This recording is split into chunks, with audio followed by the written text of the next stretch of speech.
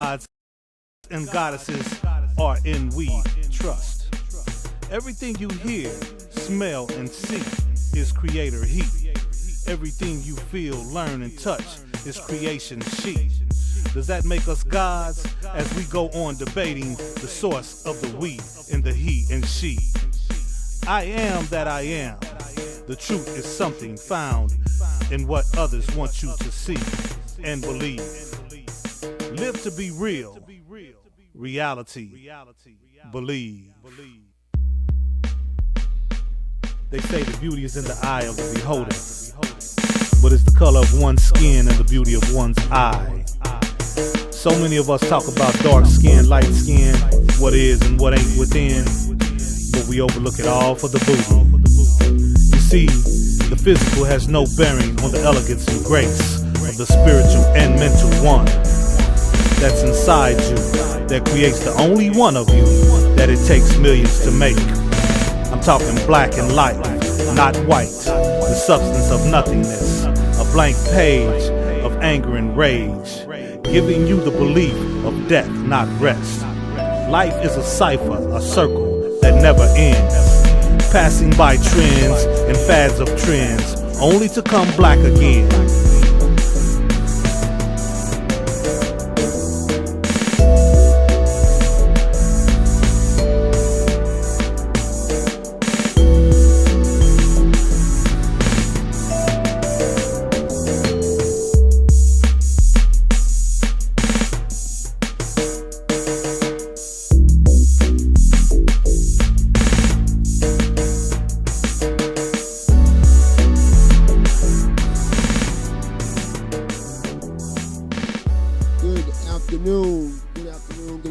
Good afternoon. My name, as you well know, is the Cypha DJ, the CK. But today, on this program, my brother Mike Cypha is with me today, man. We're going into Black Conscious Voices Reloaded once again, man. And brother Mike, man, it's a blessing to have you here with me, man, once again, to talk with you, brother, and grab some of that good knowledge that you got floating around the head of yours, brother. What's going on, man?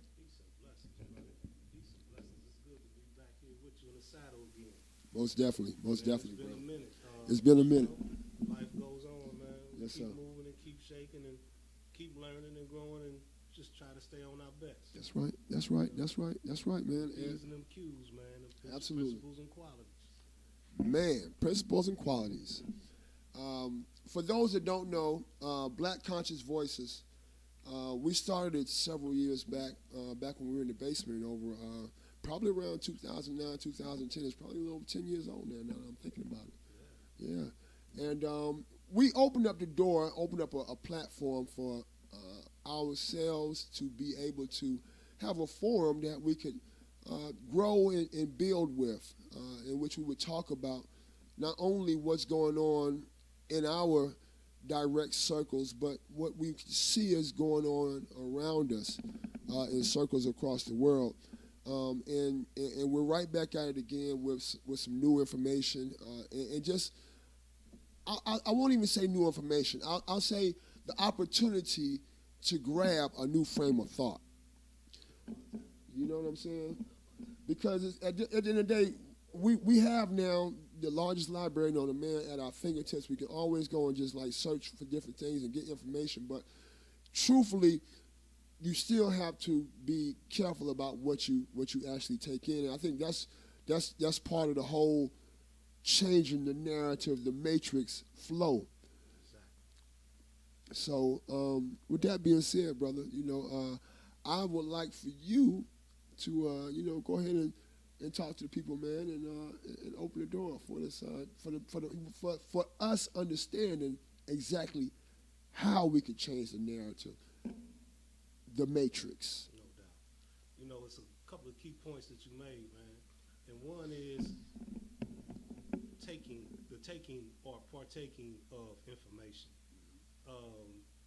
We tend to pay. We speak of commerce and money and this and that, and not having enough, or being about your money and this and that and this. And the most expensive thing that you have that we pay every day is our attention. We pay with our attention in ways that we don't really realize the damage as well as the good that it does us. Okay, so when you're dealing with the matrix and the narratives and things that we take in and the things that we even put out, we have to really take onus of our own as well as others. You know, how do we change the narrative? You know, how do we change it to the fact, you know, of what it affects, how it affects our everyday lives in this society? You know, that's one question. That's one scenario of thought that we have to give. Right. Another is, and with this effect, are we really in control, or do we really have any say in what happens in our daily lives? One reason this question is asked is because of the things we see on TV, the music, the things that we listen to with the music, and the things that we read, see on the internet, newspapers, and any other medium that you can think of. You know, even the things that we say to each other at work, the things that we think of or we hear people say to us at work, how does that really shape and control our very next step in what we do in that day, in that week, that month, that minute, that second, that hour? You know, in taking the vibrations of somebody else's narrative. So, you know, we have to really function on a level of thought. We have to really function on a level of what I like to say, inner scope. We have to travel. I mean, the biggest space that's hardly ever traveled is inward. We look to the stars, we look to the moon, we look to each other, we look to other things, TV and things to shape what we do, what we say, what we believe, what we want to be real, what we don't want to be real. But when you depending on somebody else's thought, when you depending on somebody else's food, then you become what they want you to become. That's wow, man. You know, and that's one of the things that we as people we don't pay attention to a lot. The things that we grab a hold of and that make us comfortable. Whether it's, you know, what we're intaking, what we're, you know, the way we dress, the way we live. Exactly. You know, in this day and time, it's so much subliminal. Exactly. Understanding and changes that are, you know, and messages that are being sent. And I really wonder how much of it we're really receiving, you know. But that right there, what you just said, brother. I mean, that those are the subliminal messages. Every bit of it. And it actually changes from being subliminal to being, you know, 100% real, because it's, you know, it's what's right around the corner in each instance. Right. And now we take it as, well, that's what the television said. Well, that's what such and such you know, this commentator or that commentator, that's what they said it was. So it gotta be real. Yeah. When in reality, only thing that we have control of is ourselves. So with that, until we say that it's real, until we wrap our minds and our instincts and our behaviors around that, then it ain't nothing but a thought. It ain't nothing but a word or verbiage coming from somebody else that do they really have your best interests at heart? Right. And I think that's the biggest question. And I think that's probably the biggest problem is we as individuals go into situations trusting. And I think we're a little over, you know, and then the other flip side of that is, you know, we have the other side of us that refuses to trust anything, so it doesn't allow us to be able to take in things that might actually be able to help us. Right. You know, so it's kind of like a double, double-edged sword, bro. Yeah. Every day, all day. I mean, just think, if with everything that's going on, with everything that's going on around us, in our personal lives, in the world, in our home lives, community lives, job lives, worldwide, what is the biggest problem in our society today? Number one question. What is the biggest problem in our society today? If you take that and you just wrap your brain around that question, I'm sure you'll come up with several, if not, you know, I'm trying to figure out many. how to like to compartmentalize, how to put one as, say one is the one, but we have so many, man. Exactly. And with that being such a dilemma, then how do you get to the point or the form of being able to solve the problem?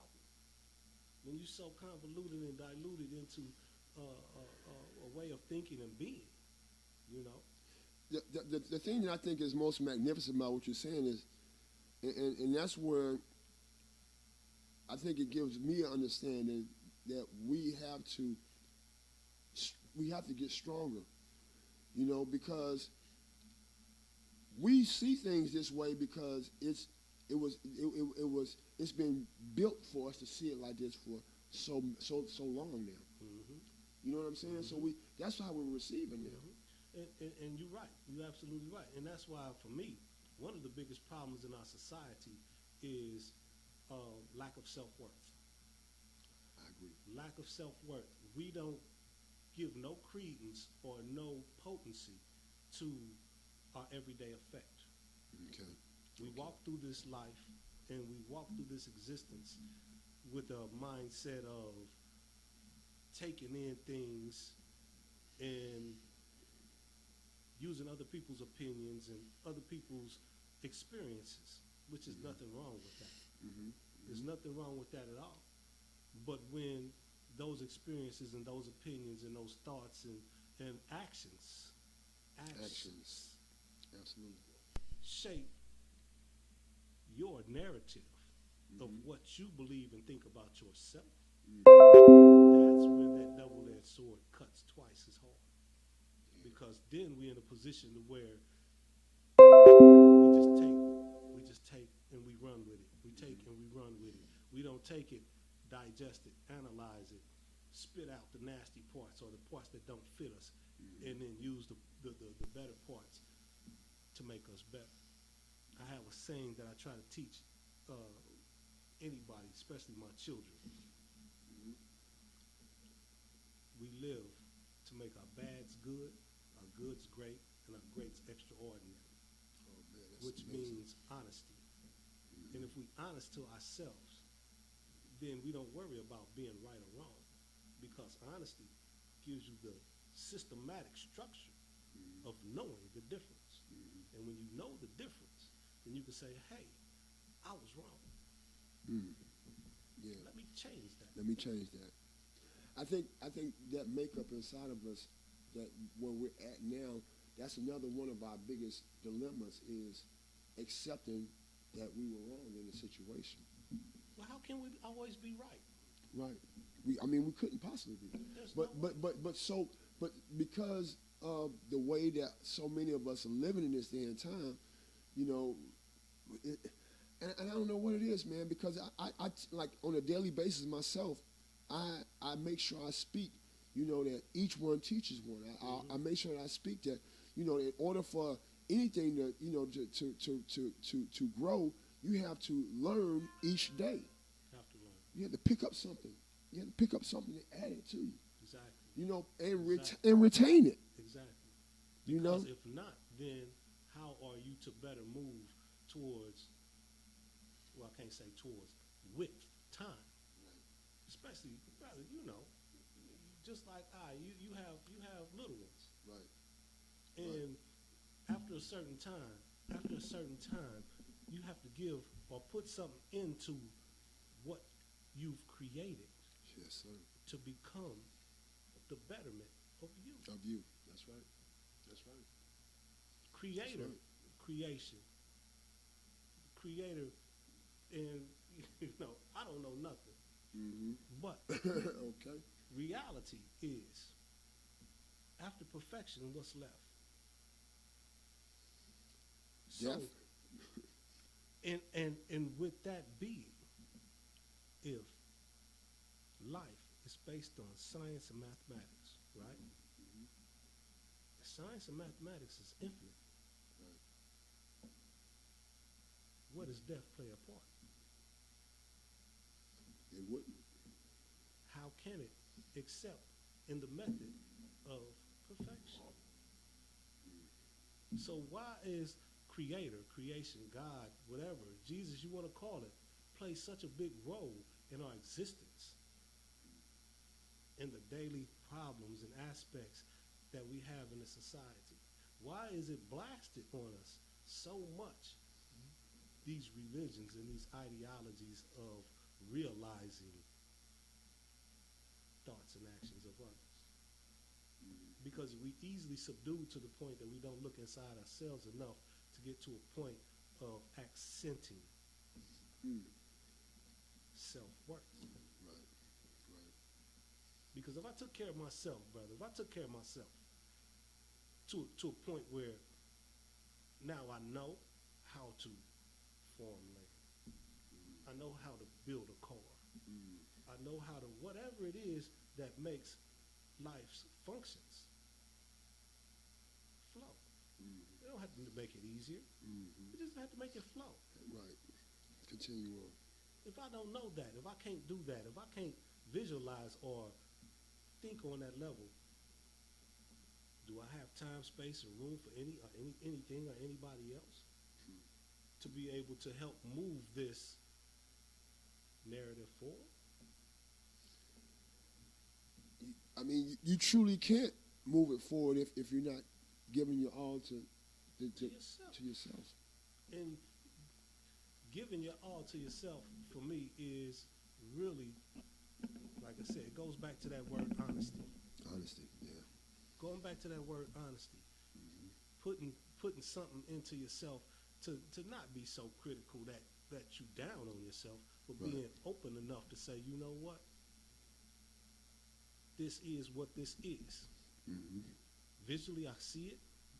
I can smell it, touch it, taste it. All my senses are aware. Now, does it fall on the side of humanity, morality, or does it fall on the side of self-preservation only? One has a positive charge. One has a selfish, by myself charge. Okay? So when I get to the point of thinking, what am I doing when I'm at my nastiest? What am I doing when I'm at my worst and my loathing and I'm damaging those existences that I encounter? Am I chumping it off and keep moving as long as I'm not caught? Or am I looking at myself saying, you know what, dude, you know this ain't right. Am I honest enough with myself to say, you know what, man, you need to kick yourself in the ass? Right. And go in a different direction at this point. Yeah. Because that kick in the ass will give you a different polarity. I think the biggest problem with today is, with where we're at right now, 2020, is there's still so many individuals out there, especially us, that are in a frame of mind or in a way that doesn't allow them to. And it doesn't make sense to me, because I feel like in everybody's heart, they have, like you just said, they have that flow. I know this is right, or I know this is fucked up.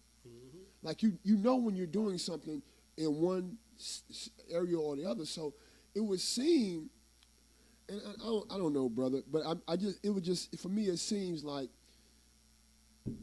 the pathway to bettering ourselves, it's going to take more and more communication with ones that are, let's say, and right now the popular word is awoke, but let's just say the ones that are connected to this spirit of bettering, this spirit of wanting to, put our best foot forward. And I see a lot of brothers out here right now that, just like you just said, they won't kick themselves in the pants. Brothers and sisters, they won't kick themselves in the pants to go out and change and be better. Right. And over my lifetime, man, I can look at different portions of my life in which I said, man, that right there situation is not any good for you. And then I could think about how many times I kept coming back to that situation. That cycle. And I consider myself awake. Oh yeah. Like I consider myself as having good sense. Yeah, good sense. I got good sense. Right. I was raised decent, man, and I have that feeling in my heart. I know when I'm doing right and when I'm doing wrong. Right. It's the whole. I don't know if I ever gave it to you like this before, but when we were kids, when we were watching cartoons, they have. I don't know if you remember. We'd see like on the cartoons that they would have like on like some of the cartoons they would have like a devil on one shoulder and like an angel or something like that on the other shoulder, something that resembled an angel or halo or whatever, and then the red with the pitchfork on the left shoulder, and it was a constant battle. And so like I'm saying, I know myself that I know myself fully that I'm aware, but it's still I think that's something. I wonder if that exists in all of us, because I see people that makes that can make the instant snap change. Because I myself could do that in certain instances. Right. But it's like other instances, it's almost impossible. It is, man. I think a lot of it is because it's a thing of like sacrifice. Right. Sacrifice. We sacrifice in instances that we don't really realize. Like you said, that battle of duality comes from the things that we've seen coming up. The sacrifices that we've seen our forefathers and our parents and parents' parents have made. Some we didn't like. Mm-hmm. A lot of them we didn't like. Right. A lot of them we some even hurt us. Right. Right. I feel you. That we will carry. And the crazy thing is we carry both of them. Yeah. Forever. Yeah. It's not like we will forget or ever get past the experiences. Right. But it depending on what it made you feel is what side of the coin that experience falls on. Right. So I say that to the point of one word comes to mind, several words, but one in particular is sacrifice. A lot of us in my generation got to a point where dealing with governmental pressures, dealing with social pressures and issues, have put us in a position to sacrifice the feeling and the vibe and the knowing of whether our homes was our homes, whether our women were our women, whether, what we were doing in those aspects of life was complementary to the future existence of betterment. And that's talking around. When you sit up and sacrifice your children, your household, your community for personal easement, when time passes and that cipher rolls around or that rotation comes back around, where do you think you stand? Right. That's right. So what we're dealing with today is the sacrifices that we made then to disembowel ourselves from our children, from our communities, from our wives and our women. And now we have generational curses of I don't care. It's so the fact that the way that we got over here to where we're at talking about now is so amazing, because we my situation, and I've for a long time, I actually sacrificed, or so I thought, for the greater good, in order to build with an individual. And not to say that it can't be done, but I had to learn the hard way that, when I say the hard way, I had to learn from trial and error that, in life, in order for me to actually be able to put my best foot forward and actually be able to sacrifice the things necessary to be able to, things in life necessary to be able to give to my offspring and to my family, I would truly have to build a better me, especially looking at where I was. And that transition, man, is amazing, because transitioning in a situation where you know what the outcome is going to be is one thing. But transitioning in a situation where you have no earthly idea what the outcome is going to be, and you still have enough faith in the Creator to, you have enough faith in yourself to step out on that and make it and actually make it, as opposed to sitting around and making excuses and trying to figure out, another way around it when you've already been given this tool. I'm speaking about my direct self, because I was given a tool, but I've in several instances I did not utilize the tool to its maximum ability, and now is now in its more mature, the most mature state I've experienced thus far in my life. I've actually been able to see that now I have to utilize the tools that I was given in order to truly build what it is I have to build. And that is sacrifice, like you was just saying, brother. Not being able to do some of the things and live a certain way that I might choose to do, that I might like to do so. Right. So. Right. And it's such a thing, man, because when you get to that point of realization, realize the real I in you, seeing and wanting to become and becoming what it is that you say, think, feel, and know spiritually that you're supposed to be doing. Right. The motion in getting to that point has its ebbs and its flows. It has its pain, because without its pain, the ultimate goal won't be fully realized. Right. In its all its reverency, Right. And I'm saying simply that in sacrifice, when I made my very first ultimate sacrifice, it was, again, the generational thing. I sacrificed my children for their sake as well as mine, my very first children. And I thought that I was doing the right thing. Just knew that if, with the mentality or lack thereof that I had at that time, was prevalent, then there was going to be some destruction there. And that destruction was something that I didn't want to see coming. I didn't want to see it come back around to me. So with that being in my mind and that being in my heart, I sacrificed two of the greatest things in my life. Matter of fact, make it three, because it was my children and my children's mother. Mm-hmm. So with that being said, it's a point of the outcome being more than the initial motion. Now, am I better for that sacrifice?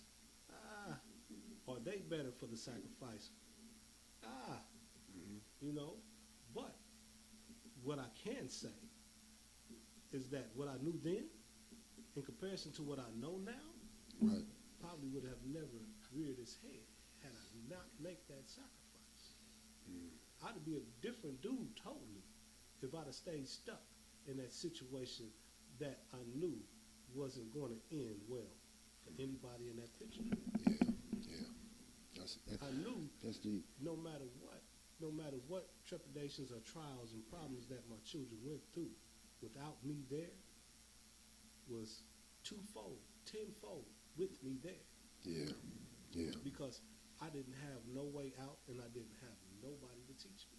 Mm-hmm. So it took the sacrifice to find myself in positions that I had to be in, to suffer through, to learn what I know in order to do better by those that I have around me now. Mm-hmm.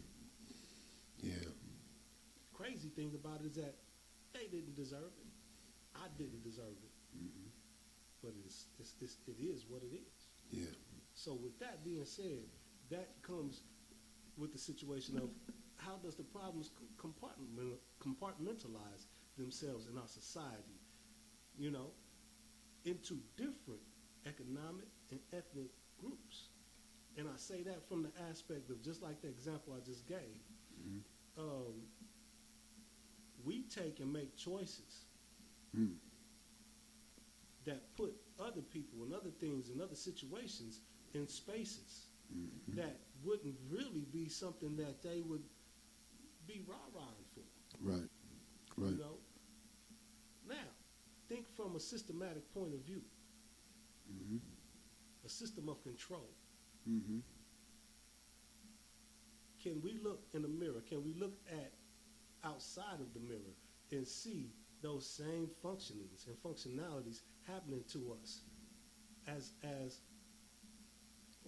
a system and a community, and even to the point of individualizing yourself and seeing how the system works and knowing the effect that these rules and regulations and even things that are not law that are being implemented and changed into law before our eyes. Yep. Before we even realized that they had been in playing all the time, and how it affects our emotions, how it affects our sacrifices, how it affects our determination on how, where, when to move, and what we sacrifice. I gotta, because that's you know, when you say that's part of the first question that you pose, as far as the, you know, what is our biggest problem in society, and without like pointing our finger at any one thing, because there's so many different problems. You know, I think those problems, as you just stated, you know, because we can't just grab one thing and say that's the biggest problem, because there's so many individual big problems. I think it's like it's you know, it's like you really can't compartmentalize. You know, because it all, like it all runs together.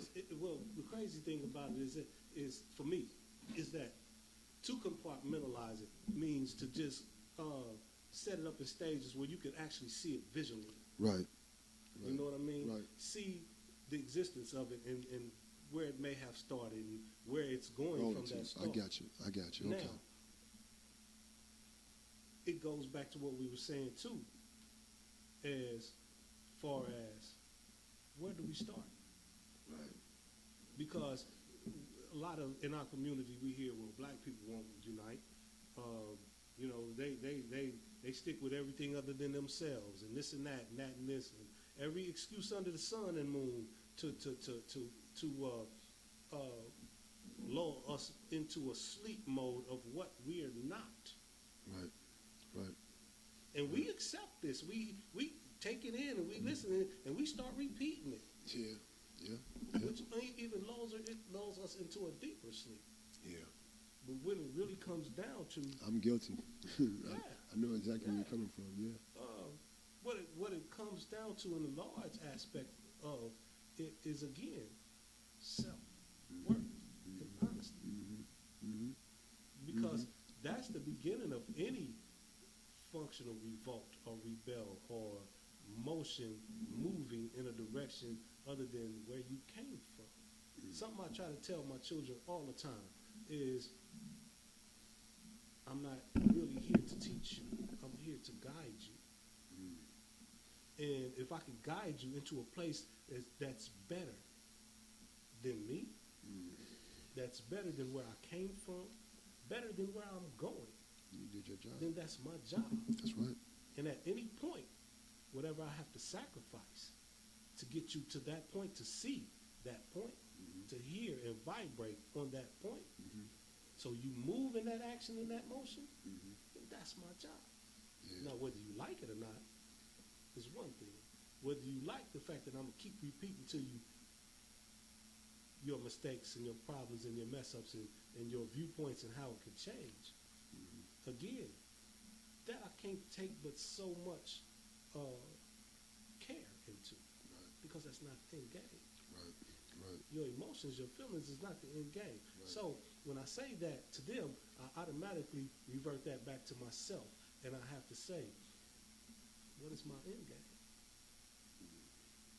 Is it to sell food? Right. Is it to sit up and be worried about how much money I can make so I can be a billionaire or a millionaire or have enough money to buy a yacht or live comfortably? Well, money is a tool. Tools are used to twerk and to prepare and to make and create and fix and help. They're not made to exist on. So anytime I hear I'm about my dollars, anytime I hear how much we ultimately worship the dollar, Ooh, man, you said a mouthful. automatically tell me that as a community, we lost. How can I not wake up and turn the TV on first thing and find out what's the next trend if money is controlling that trend? Because I want the money. I don't want the community. I don't want my wife. I don't want my children. I want whatever that money says that I want. Dysfunction, confusion is where we at. Yeah. So you can't by no means look past the fact that if I take and put you in this certain compartment, and I take others and put them in this certain compartment, and then take another group and put them in this certain compartment, and then I get this compartment looking at you one way, then I get that other compartment looking at this group over here another way, and then I got all of y'all kind of looking and batting an eye and looking behind your shoulder and over your shoulder at each other. Sounds like confusion to me. Confusion. Mass confusion. What do you know is right? How do you move out of the confusion into what Clarity. we're not going to be? Yeah. Unified. Yeah. So you got to unify yourself first. You got to come into a united stand with one's being one. I think the biggest, that's been one of my deals in life because I believe in fully exactly what you're saying, bro. I think my biggest deal has been like, how long does it take? But there really is no clock. For each man, it's a different process. That's a mouthful. Yeah, for each man, it's a That's different mouthful, process. bro. Yeah. No clock. Yeah, because every day I go on. I'll be 45 in April, and every day I go on in life, and I say, well, is this something that a 45-year-old guy should be doing? And I think, I say, is this the way a 45-year-old man should live? And in those instances, I feel like I still have so much more growth. So there again is that eternal question. When do I actually, because it's one thing to have a voice in your ear, Right. and it's put your mind in a certain state, but you still have, even if your mind's in a certain state, you still have to have all the rest of your body working to make whatever your mind has in state to produce it. So it's like, and I think that's the biggest, I think for me as a man, that's, as an individual, that's been my biggest, task and wonder, especially inside of adult life. It's like, man, where is that point where I can say I got it? Well, that's, for me, is the importance of being able to compartmentalize. Because at a certain point, the Okay, voices that you talk about, okay. It's a saying, know thyself. So, right. And how do you know thyself if you can't take garbage and put it in the trash can? No, that's just right. You can't take waste and recycle it into places where it can come back and benefit you in ways of just throwing everything in the garbage can. Can't. And I say that to the point of those voices, that voice, if we compartmentalize reality, then looking back on what made this structure, this one unit, this one structure, you know how many millions it took? We just talking about sperm alone. Now, think about your brothers and sisters, your mothers and fathers, your grandmothers and fathers, your great-grandmothers, fathers, aunties, uncles, nieces, cousins, thousands of years back. Now, those voices, they not poof magic. They not anything that can't be compartmentalized into being those that made you become whom and what you've become. Absolutely. So put things in a structure of real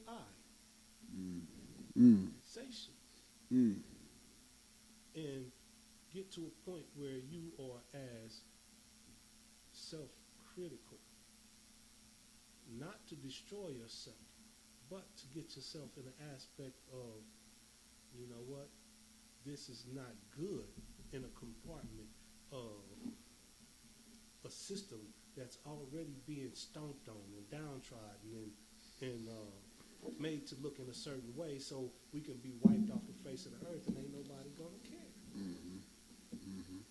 Start with myself and know that, you know what, I had an ancestor that was this. I had another ancestor that was that. And I had a cousin, a sister, uncle, auntie, that they was all this. And you know, some of these traits I identify with.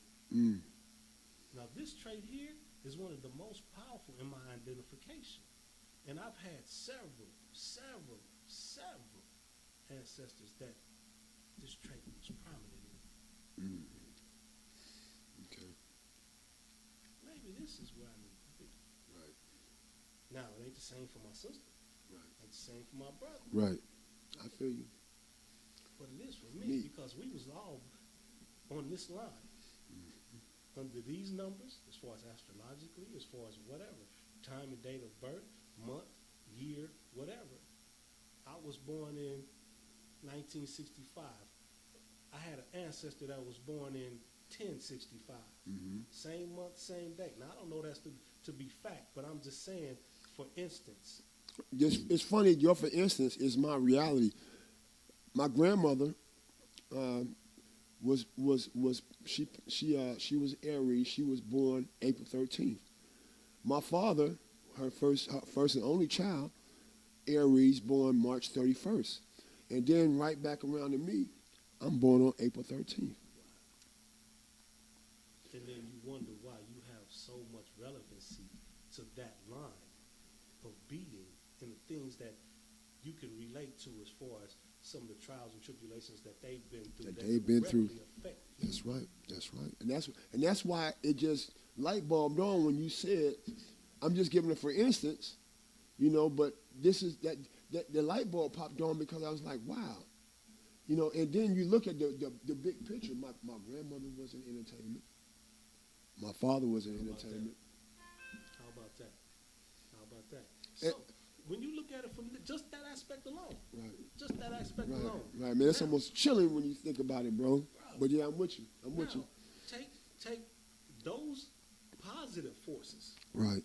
And energies. Right. And accent them by the negative. Yeah. The balance, so to speak. The balance. Because without the balance, the knowledge of what is at that particular moment, point in time, it's never realized. Yeah. In other words, I dig it. I'm up early morning. I only got one car between me and my old lady. So now, when we used to have 2 or 3 cars, we only got one. But now, I got to get to work early in the morning. She's just getting off of work late at night. But we got to function. Whatever has happened within the last hours, days, weeks, or whatever, that caused the negative to be the narrative of that state of being at that time, crept its way right into it worked our its way system. into it. Right. On the way to work,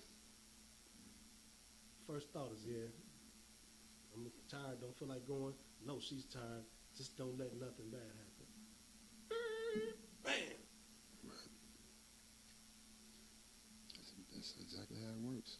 Okay, now, yeah, you spoke it into fruition, yeah, whatever, and it's as prevalent as anything. But from that state of being, where do you go from there? Do you take it from that to being everything is a disaster? Everything is destruction. Everything is a problem.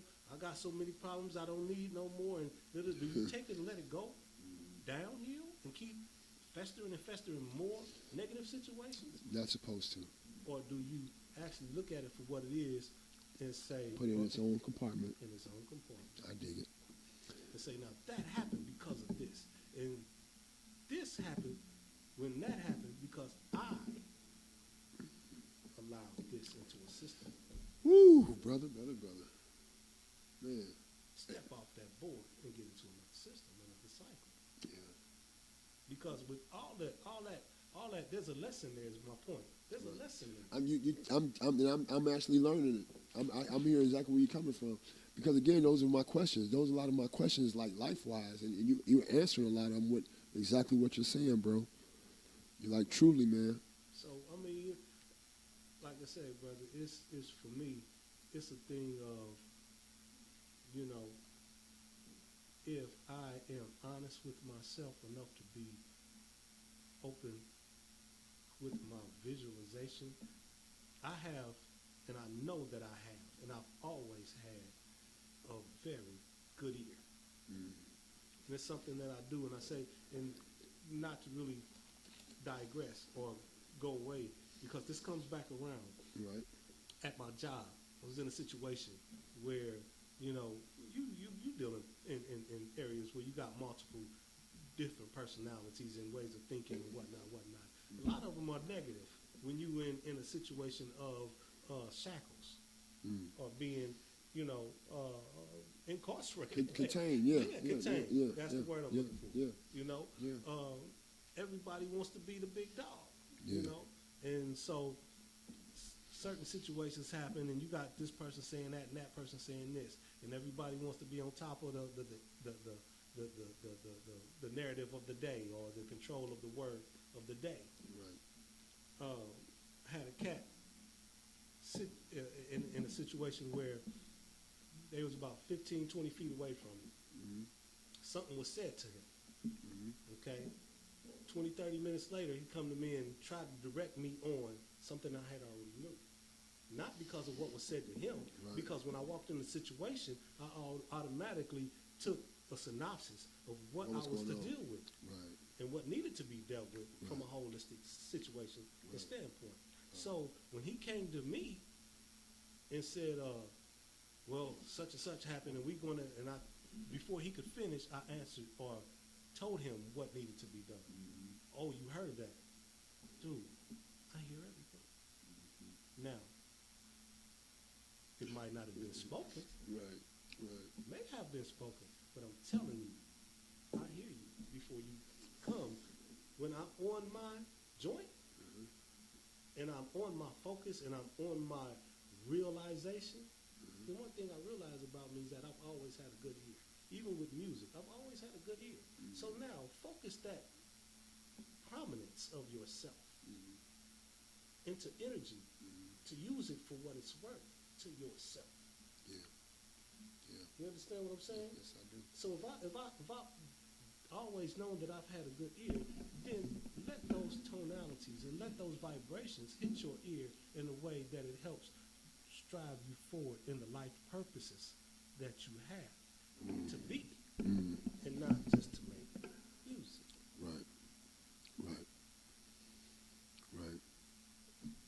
Energy is life. Energy is life.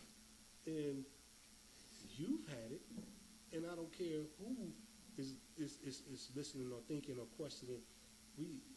We've all got that energy because we was created from that energy.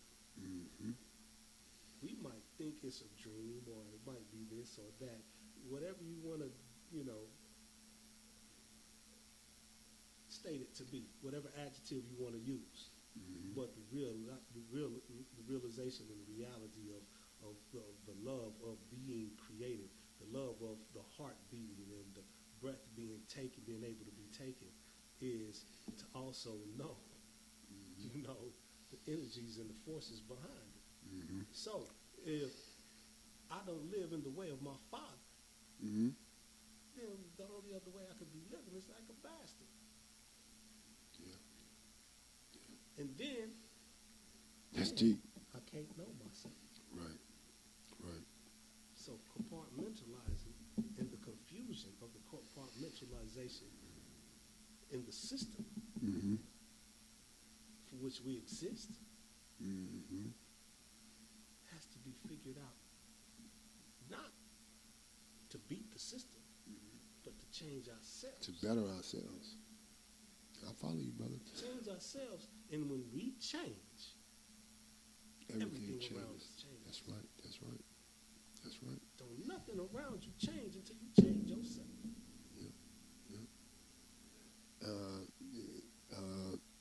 What's the song? It's I can't remember how it goes, but it was along those lines. I got a song I want to put on. I got a song. When I come back from this, we're gonna go on a break, and we're gonna come back. When we come back, I'm gonna have that song in my mind. It's basically along the lines of I think it was, it's your thing. It's your thing. Do what you want to do. Right. I can't tell you. Right. Who to sock it to. Right. That's the song. Yeah. That's the song. Yeah. You really listen to what the fuck? Oh man, no doubt. No doubt. Energy. It's your thing. Yeah. That's right. Oh, right. That's right. That's very poignant. I'm going to bring in this single by a young brother that's been working here with atlwebradio through MECAP Music for a little over 8 or 9, maybe 10 years now. His name is Skip. He has 2 really strong songs about energy, man. And I think you guys out there checking us out right now like him. When we're done with these 2 songs, we'll be right back at you. We're going to talk a little more about what's going on right here on Black Conscious Voices. George True, the Cypha DJ, the CK, and my brother, Mike Cypha. Wake up, bless up, count up, again. Guard your energy, watch your energy, protect your energy. Guard your energy, watch your energy, protect your energy. Guard your energy, watch your energy, protect your energy. Guard your energy, watch your energy, protect your energy. You can't ruin my day, no bad vibes. Won't let it ride, won't let it slide. Check your pride, rep your side. Where you from? Don't forget it when that paper start to come. I sense a lot of hate, but I just can't relate. Cause if I got a problem, I say it face to face. Try my best to drop it, make my next deposit. They condone the violence, but don't respect the knowledge. Yeah, I was hood rich and I never switched. Hit my first freak, macking ever since. Living toxic, had to find my element. Protect my happiness, I almost let it slip. Wake up, bless up, count up, win. Wake up, bless up, count up, again. Wake up, bless up, count up, win. Wake up, bless up, count up. Guard your energy, watch your energy, protect your energy. Guard your energy, watch your energy, protect your energy. Come on. This your song gaining. Tell the DJ gon' play it. This your song gaining. Tell the DJ gon' play it. Come on. Common sense ain't common. Avoid all that drama. Tattletales on your tail, they gon' point you out of lineup. Think it, believe it, speak it, achieve it. Turn your struggles into commas. Opportunity in front of you. Put the pettiness behind you. Energy. Ay, top down like I'm Kennedy. Ay, they assassinate greatness. Treat a hero like an enemy. I keep my distance. Gotta complete my mission. I don't mind no small talk, but I mind my business. I'll give you the game, but you gotta play it. He gave you a soul, now you gotta save it. If you got a life, you better not waste it. Adam and Eve, fruit on the tree, you better not taste it. Ay, guard your energy, watch your energy, protect your energy. Guard your energy, watch your energy, protect your energy. You can't ruin my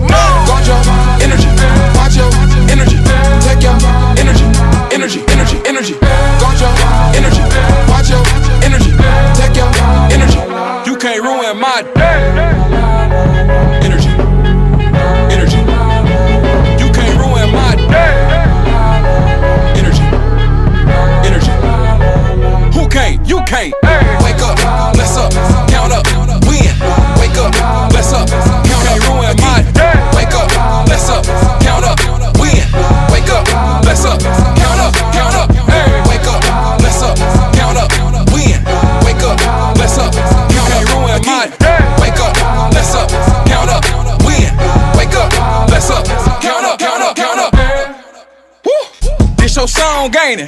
Tell the DJ gon' play it. It's your song gaining. Tell the DJ gon' play it. Guard your energy, watch your energy, protect your energy, energy. Guard your energy, watch your energy, protect your energy, energy. Guard your energy, watch your energy, protect your energy, energy. Guard your energy, watch your energy, protect your energy.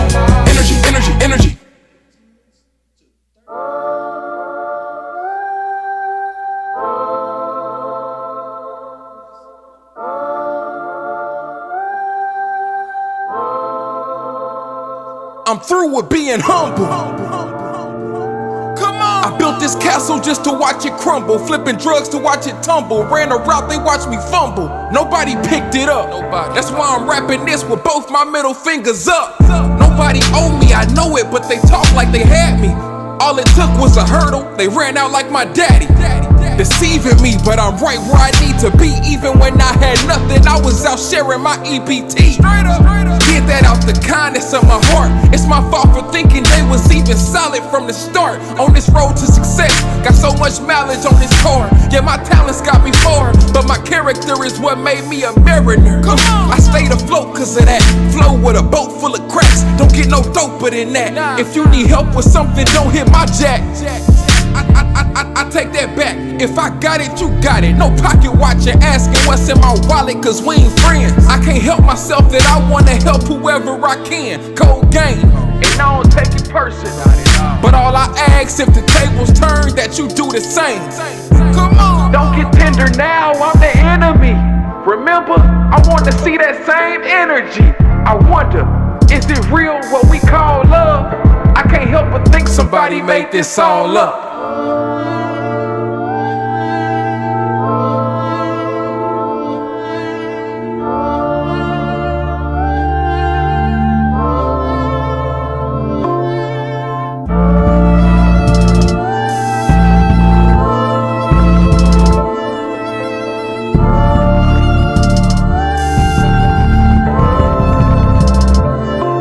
That girl you loving ain't yours. In due time she'll show you. The clique you with might be legit, but don't forget they don't owe you. Yeah.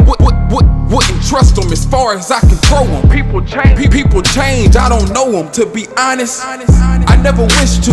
Won't lie and say I never missed you, but I don't miss the fact I loved you and had to convince you. You acted simple, that liquor must have tapped in your mental. Lied to yourself so much you start to believe it's official. I had my share of moments, you can attest. I was a youth, doing my best, finding my lane and losing the rest. Running from pain, it wasn't fair. Wanna talk, ain't know who to address. And they wonder why I give them the silent treatment when they asking me who was the best. Me. Don't ever get it wrong, cause I grew. Ain't nobody ever did what I do. That go for mainstream too. I made a lane, nobody can swerve in, but they try to squeeze through. And my name ring too, but that's bittersweet. I made a name and now they envy me. Don't get tender now, I'm the enemy. Remember, I want to see that same energy. I wonder, is it real what we call love? I can't help but think somebody made this all up. There's a lot to be mad about.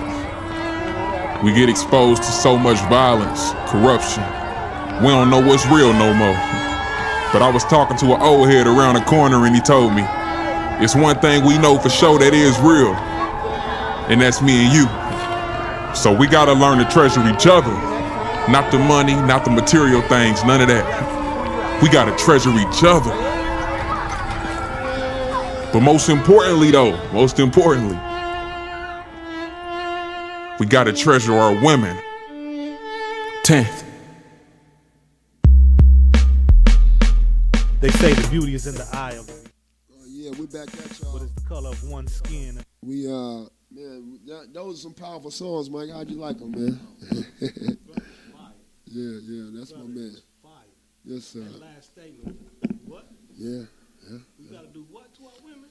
Yeah. Oh man, that's beautiful. I mean, because really it goes right in the line of all things we've been discussing up until this point. Right. You know, changing the narrative. We've been given that ideology of, you know, of the things that we say. You hear us on record. You hear us on, you know. Live and living color. Yeah, dogging our sisters out, man. Right. Not knowing that they our backbone. Right. You know, and if we know, we not caring. So we, you know, it's the change is imminent. And like I say again, it starts from self. When you know your power, when you know yourself, you know your power.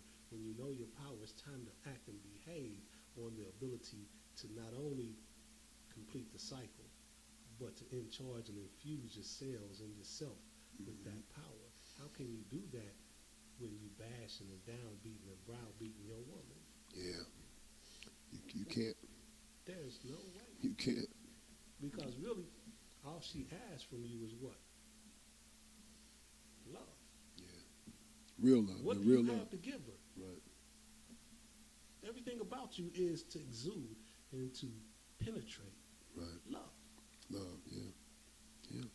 When she receives that, tell me, I don't know one brother, yo, that has ever been in a real serious, good, positive vibe relationship with a serious sister, that when you see him, you know, oh, he's not to be fucking. Mm-hmm. His head is high, his shoulders are back, he's walking in strength and in power. Mm-hmm.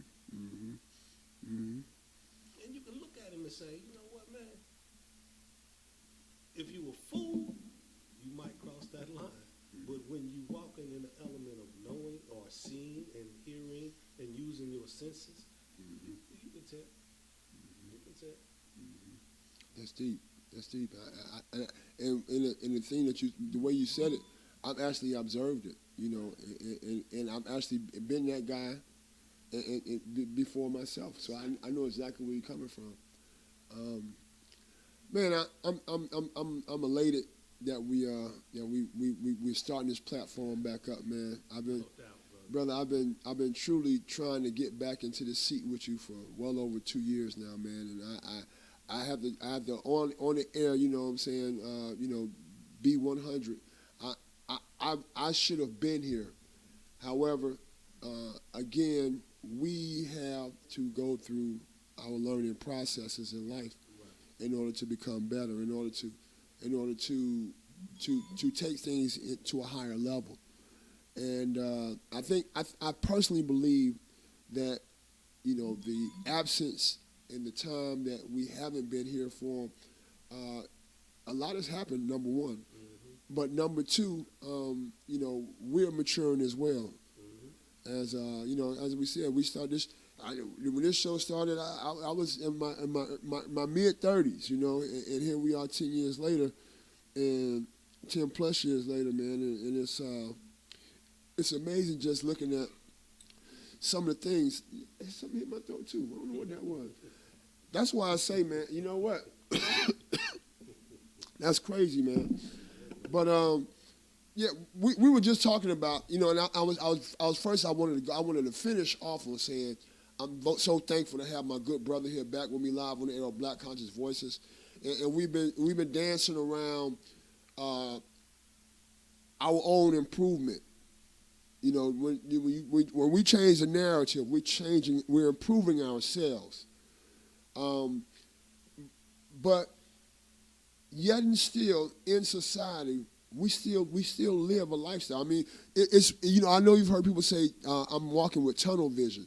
Well, or I'm living with tunnel vision. I mean, I'm focusing on one thing. But in this life, with all that, you know, unless you're in a box, you know, if you go out in the world on a daily basis, you know, it's almost impossible for things not to affect you. And I went all the way around there to go to last Sunday, right around this time, and we've been given condolences and being very, very showing much sorrow for the loss of the late great now Kobe Bryant, and so much information has come out in this last week. You know, of course, you know, we never want to believe that, you know, our heroes, had anything going on in their lifestyles that, would have put them in harm's way. But at this point, it's just, like I say, so much information that has been released. And it's amazing to me that find out here after his death, all of the different situations Kobe actually had his hands in. And then it took me back to, because I don't know if you saw the video by Brotha, I think it's Umar Johnson, about Kobe. I didn't see that one. Okay, well, in his video, he's gonna call it like he sees it. And in the video, he made a very huge reference to Kobe making a public stance, and because of who he is, he has the ability to project his voice a lot louder than others. And what I learned based on Dr. Umar's piece was that Kobe was at a point in his life where he was coming out about things that he didn't like in society. And one of those things was the way that Big Pharma was calling, they were terming this black mamba or something like that. Right. So basically, and I don't know the full on it. Like I said, I'm still just, deciphering all of them because there's so much coming. But basically, Kobe Bryant was about to step out because, well, he had already started speaking out about, the corporation that's behind, the drugs and so forth, to not call something that it wasn't. And in that, I would venture to say that probably made a lot of people uncomfortable and unhappy because it's a money move. The whole saying this is something that is actually this. Like you see it and you feel like, oh wow, money. But and you look at the water and you say, well, which one is more important? It's like you were just saying, Mike, about life. It's an important thing that we have to maintain in order to continue on surviving. And sure, with this money, I probably can go out and buy plenty more water. But in my hand right here, I already have the water. So I can utilize it now. Right. So that kind of gives an understanding of, don't, and this is what I got from where Kobe was coming from. Don't tell me that this is better for me in this state when I can take this down and I get fortified, get neutralized immediately. Yeah. I mean, I know I said a lot to get to a point, but you feel me, brother? No doubt. When I first heard of that situation, two things came to mind. Either the brother's doing something that they don't want him to do, or he's speaking out against something that they want to be heard. Right. Be honest with you, there was no thought in my head to say, that was just natural causes.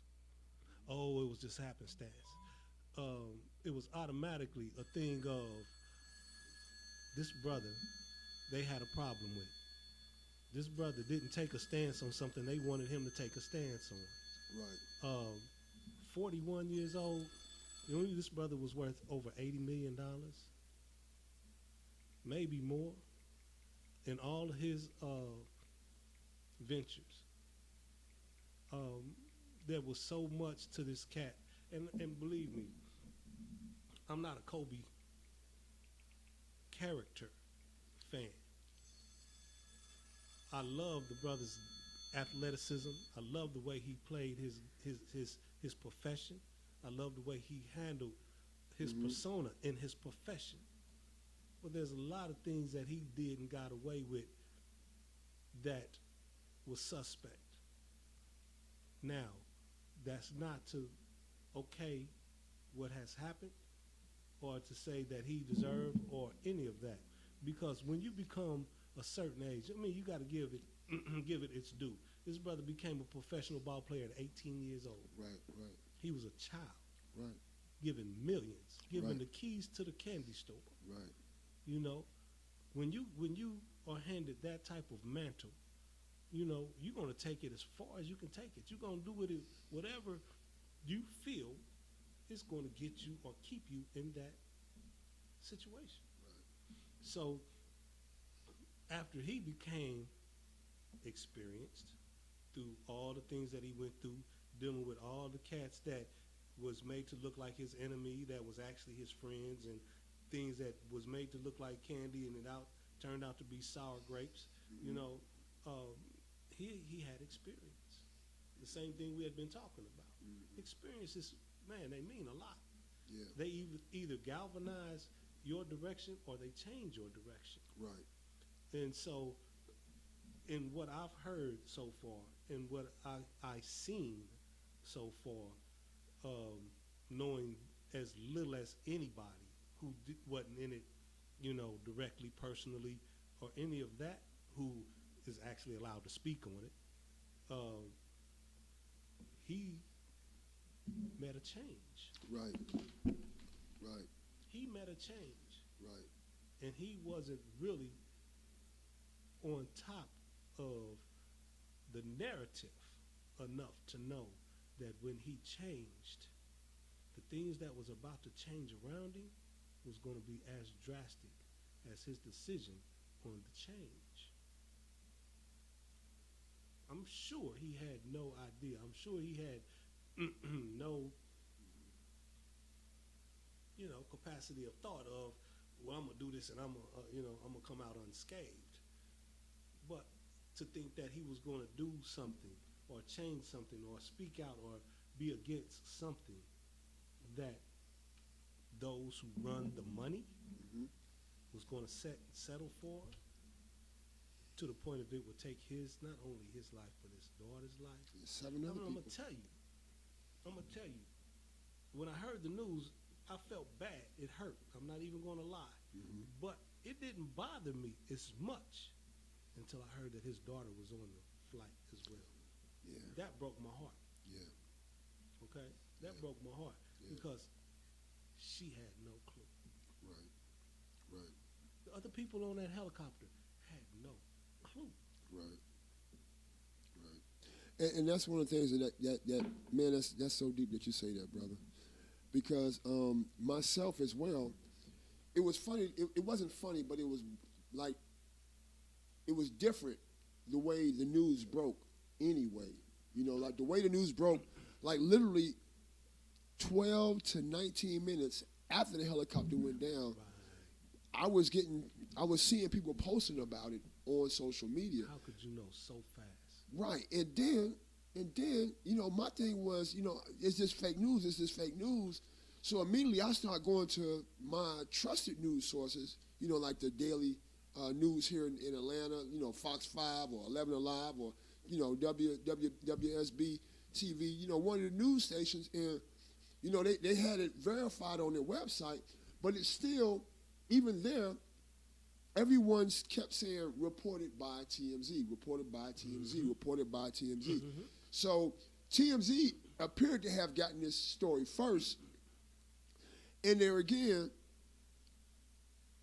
TMZ, if you know the pivotal role that TMZ has been playing for the last, let's say 5 or 6 years now, when it comes to dropping news and you know, and like really just, when I say, like they've really stepped into a place where, you know, what those guys saying in that office area, people are living by that stuff now. It becomes gospel to them. Right. And It's crazy. it's crazy because the way I'm looking at it is like, Why did they get it first? Right. How did they get it first? And they're tabloid. And they're a tabloid. They're not even News. But they had the story first. And then the news reported their story. How often does that happen? Right. Now, if that stuck in your craw, Okay. how about 2017? Mhm. 2017. One of the TV shows, nightly TV show cartoons, Okay. had depicted Kobe Bryant as a character in their show, dying on a helicopter. I'm going to take you a little further back. In 2012, some other gentleman decided to get on Twitter and post that, I guess it was hate post, but he said something along the lines of, I hope Kobe Bryant dies in a helicopter crash. And now I don't know who went and found a tweet from 8 years ago, Right.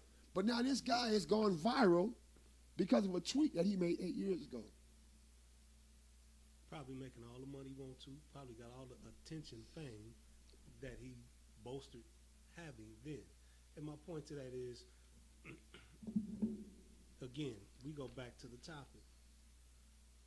When it first came out, the news broke in such a way that it was to iconic proportions. Let's make this cat a permanent idol in the NBA. Now they talking about changing the logo to him and this and that and this and that. Okay, now you what is the point? I mean, Jerry West has always, if you know anything about the NBA, Mhm. Jerry West has always been that label. Mhm. Now, all of a sudden, you're going to take that label of a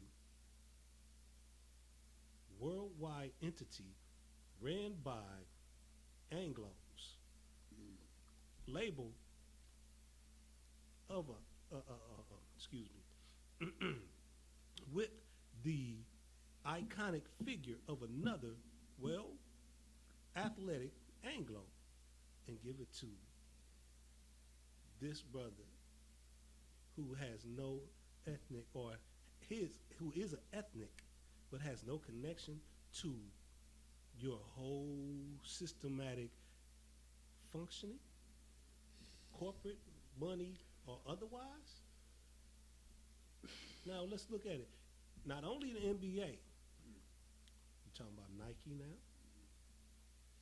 Okay, you're talking about the ventures that he had that had to do with entertainment and electronics, which was,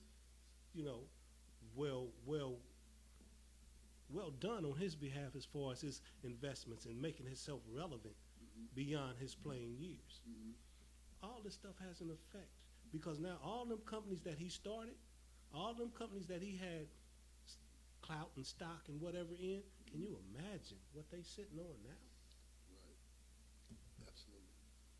So if I can bring it to your attention that something happened to this iconic figure, and all that attention is doing nothing but boasting and boosting my revenues. The minute that information came out, every 24 and 8 jersey from the Lakers was taken off the shelf. Yeah, they sold them out immediately. Not only they sold them out, they took them off the shelf. I didn't know that. Yes, sir. And they was only sold online. And the price went up 150%. $125 jersey, now $500, $600, $700, $800, $900. Yeah, because wow, it's crazy. I don't like to point fingers at certain situations, but in certain situations, you have to just bear witness to what's real. Have you ever heard them speak about, or in not when I say them, I mean people. Right. People that are maybe living on a higher plane financially, black, white, alike, man. Actually say the term, You know, and this is crazy because it actually happened like that for Michael Jackson and for Prince as well. Exactly. But they were worth more dead than they were alive. How about that? So, with that being said, $80 million, brother. And again, my thing is, you know, why do these people when they leave, they're public disasters? Like it's something that's put. I mean, because we see murder and death and people dying on a daily basis, you know, throughout life on a daily basis. But it seems like, you know, a lot of these people that have stepped into the upper echelon of life, iconic style, you know, especially the ones that can be quote unquote known as influencers. You know, it's like their worth. They don't get to hang out, but for so long based on worth, and then I think and I feel like the problem enters when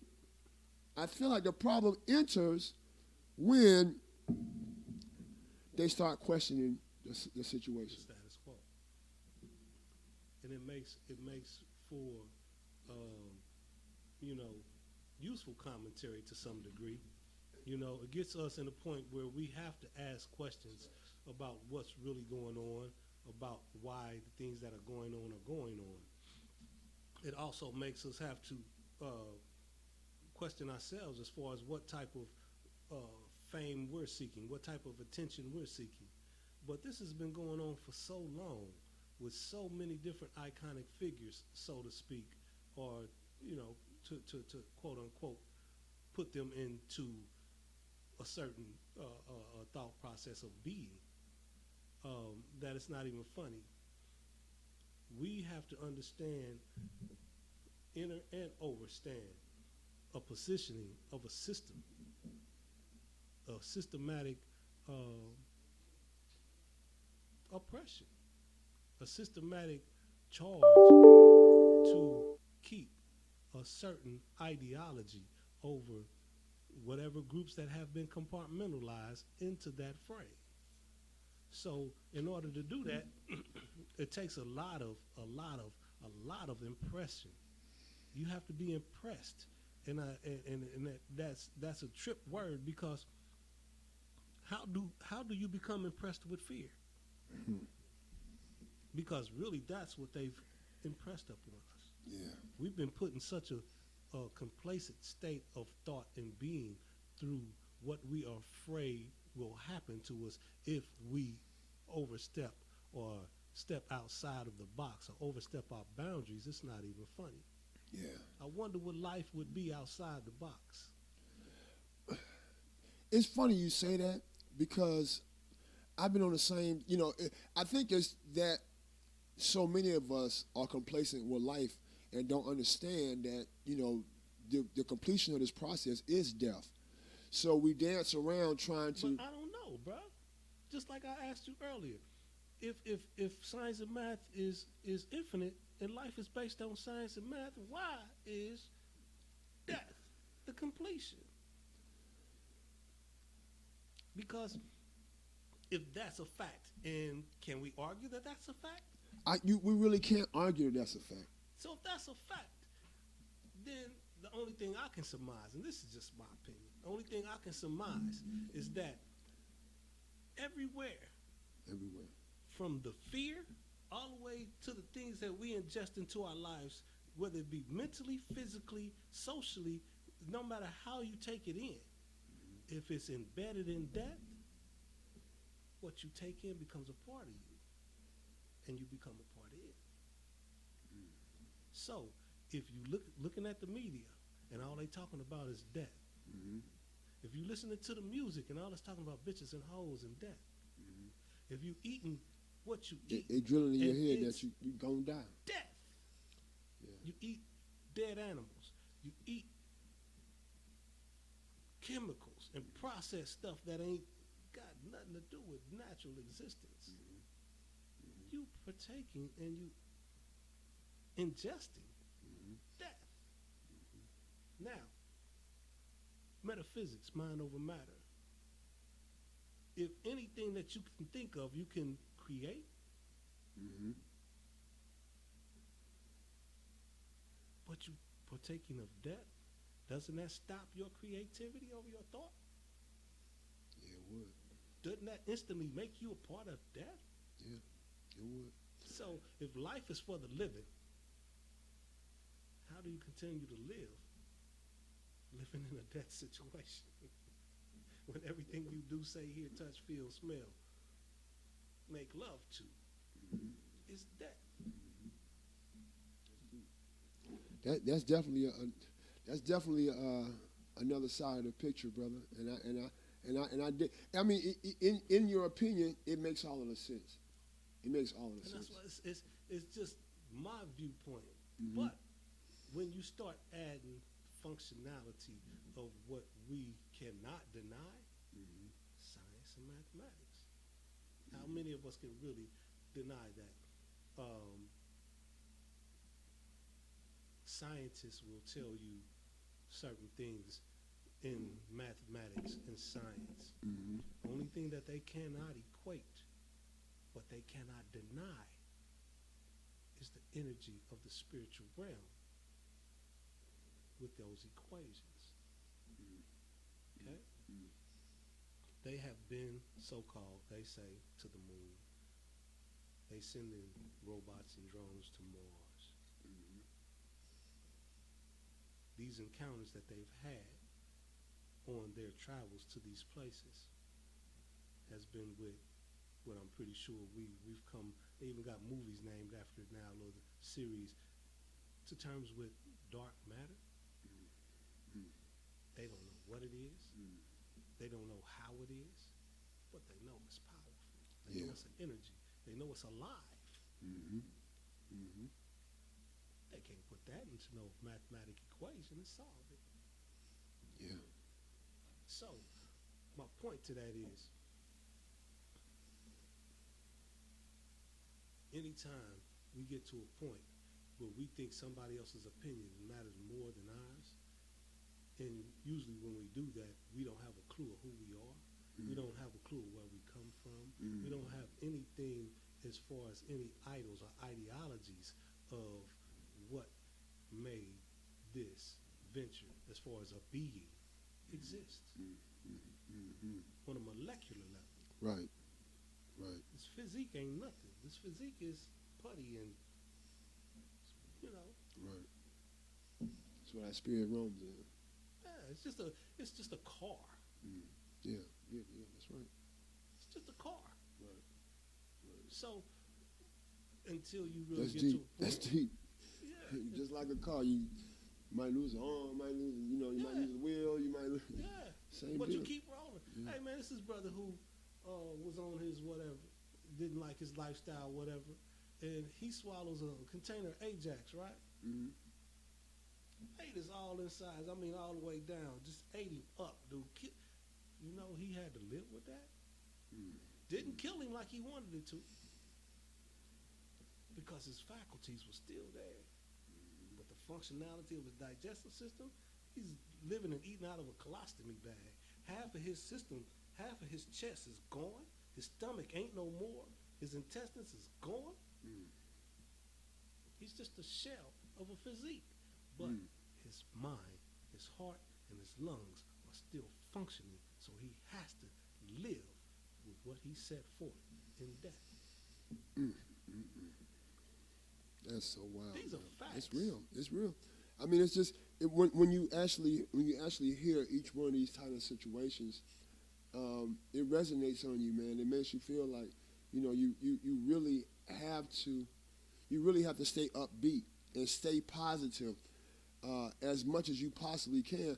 And it's crazy because so many of us have to fight to keep a positive state of mind. And it's really amazing how many people around us, especially the ones that we really care about and really love, will know exactly what's going on in our minds. Meaning it may not be a neutral or positive mind or battle playing field. Right. But at the same time, we'll still get those attacks from even the ones that we know and love, because right. you know. And the crazy thing about it is that knowing what you know, knowing what you feel and you've experienced, demands and commands that you continue. You continue with the information. You continue with, you know, the offering of experience. Because there is, without it, what do you have left? I mean, for me to not be able to impart my experiences onto my children, onto the people that, which is very few, that are in my so-called circle, then I'm mute. That's a sense that I was given. That was an ability and a sense that I was given to move forward on in everyday motion, not just in a way of trying to constantly be that da-da-da-da-da, you need to do this, you know, the teacher and demanding that you learn and get better. People learn more from watching you move. Exactly. Action speaks louder than anything I can say. Yep, I totally agree, brother. If I live it, then even if I don't say nothing, you see it. Not only do you see it, you feel the energy of it. When you feel the energy of it, it's going to move you one way or the other way. That's right. Then it's your choice. That's right. That's your blessing. Now, whether that blessing is detrimental or to the affirmative of upliftment, it's still a consequence of your choice. Absolutely. And as long as you can live and die with it, because when you ingest that, it's a part of you. You gotta go down with the shit that you wrote in. Absolutely. And as long as you're cool with it, you're cool with it. But when so many of us are being put in that situation unknowingly and not really seeking what's real, because when you don't know that you don't know, how do you figure out the solution to the problem? Right. How do you get to a point where you say, hey, wow, that makes sense. Why am I doing this? So we are so undercover, man. We are so deeply asleep and deeply embedded in confusion and thoughts of others, and that it's not even funny, man. And this is the plan. And that's the system that they set forth. This is the plan. This is the plan. This is the plan. What we're living and what we're seeing right now is their plan coming into fruition. And what's so amazing to me, man, and I don't even like to repeat this on a regular basis, because I've said it quite a few times here. It's so amazing to me that they actually have gotten us to confuse ourselves even more. To buy into it. Yeah, we're hook, line, and sinker. Yep. We're hook, line, and sinker. But you know what? We're gonna keep coming back to you with the problems and the solutions, and we're gonna elaborate on them. Right here at ATL Web Radio. Brother Mike, man, once again, man, this has been one hell of a trip, as well as learning experience, and just a beautiful all-around positive opportunity, brother, to build. Yeah, brother. So I thank you, man. Brother. I thank you. Let me tell you this, bro. I met you, almost 15 years ago? That's right. That's right. You remember the conditions that we met each other, bro? I absolutely do. Bro. And some of the first words came out your mouth to me was, yo, I dig what you be talking about, man. I gotta have you on the show. There we go. Do you know that how important that was to my ability to grow? Wow. Straight out. Yeah. You gave me a venue and an avenue to actually put something out there of myself that I normally would not have. Right. Opened up a new process of being. Oh, man, that's beautiful. Real talk. Yeah, that's beautiful. So the thanks goes both ways. Absolutely, brother. Keep doing what you're doing, brother. And now just let's take it to a level to where we don't have to shout no more. Yeah, yeah. We can just show up on the scene. And something that you said today that's going to stick with me, and it's actually been in my head for a little while, but sometimes, you got to be reminded of things. But something that you just said that really piques my interest in my spirit, man, is, I could rah, I could try to tell somebody something a million times over, but the very best way to show a person is to do it. Right. Actions. That's what people really mean when they say actions speak louder than words. Yeah. That's what they mean. Don't tell me nothing. My brother used to tell me 15, 16, 17 years old, man, don't tell me you coming. Mm-hmm. Let me see when you get there. Let me come to me banging your drum and hollering that rah-rah. Right. When you get to the point that you need to be, believe me, if don't nobody see it, I'll see it. Amen. And it'll be handled. Amen. Yes, sir. Well, Brother Mike, we're gonna. I think we're gonna try to do this thing. I think we're gonna try to fill it like 12 to 2, man. I like the 12 to 2. That's a good vibe. I do like that, and it's midday, a time when our minds are open to receive and distribute information and understanding. So we definitely will. I think this is gonna be the time. I think we're gonna do 12 to 2. But what we're gonna do is I'll have a post on the site here within the next day or so. To confirm that for you guys. Black Conscious Voices definitely is back in the house, man. Myself, Cypha DJ, my brother Mike Cypha here, and you know how it goes, man. There'll be other people that join the forum from time to time to come in and give some expert opinion and just lifestyle views, experiences, right? So. So we definitely going to keep this thing moving, man. Again, ATL Web Radio, I apologize for the absence, but we back at you. It's not going to stop, man. So keep it locked right here, atlwebradio.com. I do have a really nice treat before I get out of here, man. The intro song that we started off the day, we actually going to use it as the outro, too. And I hadn't realized that this has actually been utilized on a couple of Black Conscious Voices shows in the past, but... and then after you said it, it actually, I remember hearing it in that spot over there, and man, this song right here, this actual statement is something I think we all need to sink our teeth into. So, Mike, we're gonna get on out of here, but I do want to say, anybody that has any thoughts, any questions, any criticisms, anything you want, any comments, anything you want to, let us know so we can, talk about it next week on the show. Hit us up at info@atlwebradio.com, or you can also call 404-919-9363, and we'll make sure we get the information either jotted down or like I said, spoke about on next week's show. All right? Until then, I want to thank everybody for tuning in right here at ATL Web Radio.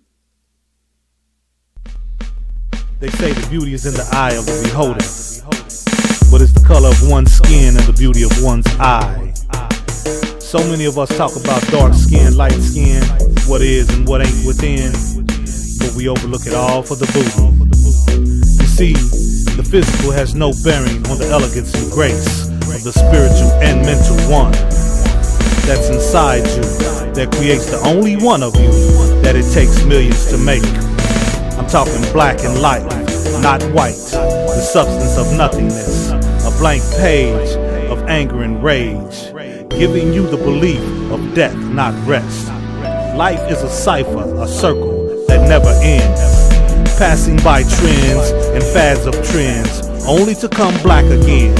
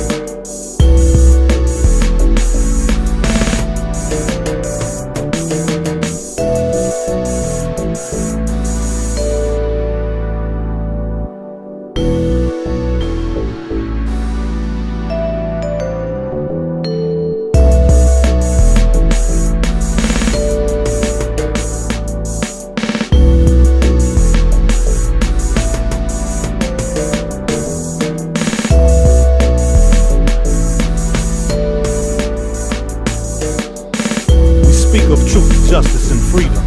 None of that is possible without unity. The you and I self, transit of you, the inner scope of self-love and hate. Travel away from the lies on the surface to keep from the unjust or ingesting their truth of their perception. The gods and goddesses are in we trust. Everything you hear, smell, and see is creator he. Everything you feel, learn, and touch is creation she. Does that make us gods as we go on debating the source of the we in the he and she? I am that I am. The truth is something found in what others want you to see and believe. Live to be real. Reality. Believe.